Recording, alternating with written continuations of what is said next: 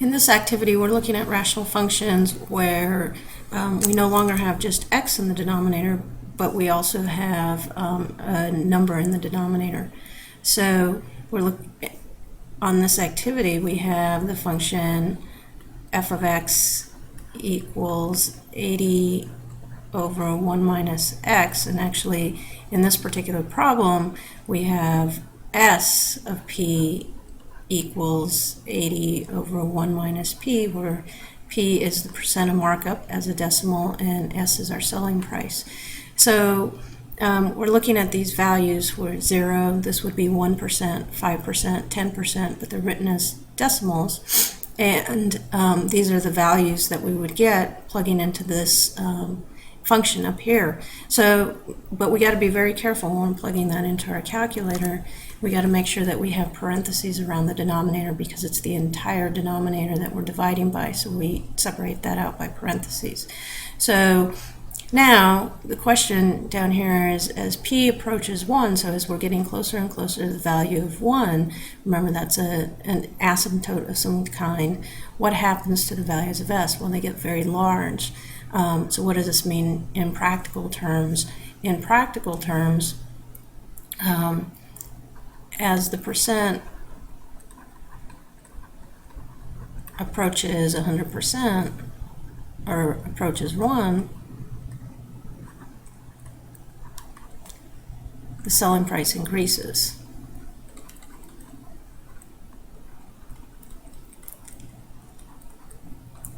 And now the question, the very important question, is if the selling price can be 100%, or in other words can be p, or p equals 1. So if I plug 1 into the function, 1 minus 1 up here, I get 80 divided by 1.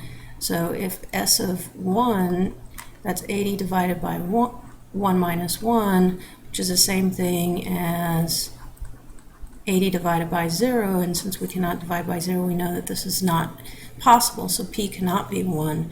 So the practical domain would be 0 for 0%, including that, p, which is our input value, all the way up to 1, but not including 1 because it cannot equal 1.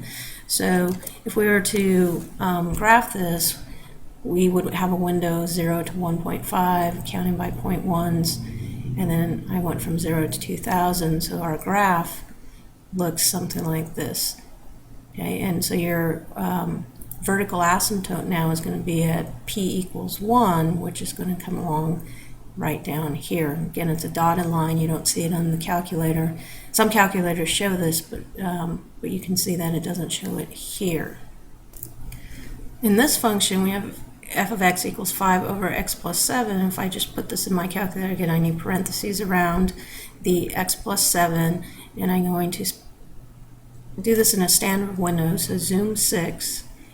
And if you notice, the vertical asymptote is now moved over here, and we need to figure out where that is. We can count this over. This is counting by ones. 1, 2, 3, 4, 5, 6. Appears to be at x equals 7. And the way we can check that is what value down here causes that denominator to equal 0. And the reason why we're looking for that is because, again, we can't divide by 0 in fractions. Division by 0 is impossible. So we're looking for when this denominator is equal to 0, and that's going to give us the vertical asymptote. And so if we subtract 7 from both sides, we get x equals negative 7.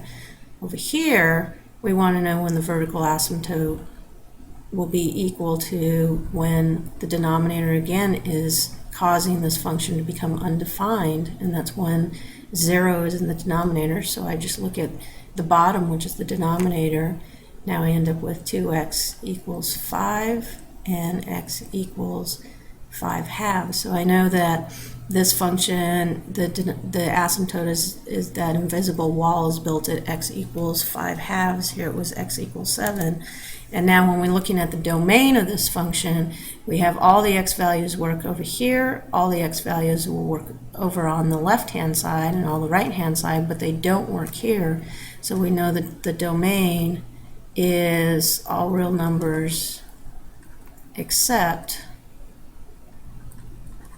when x equals negative 7.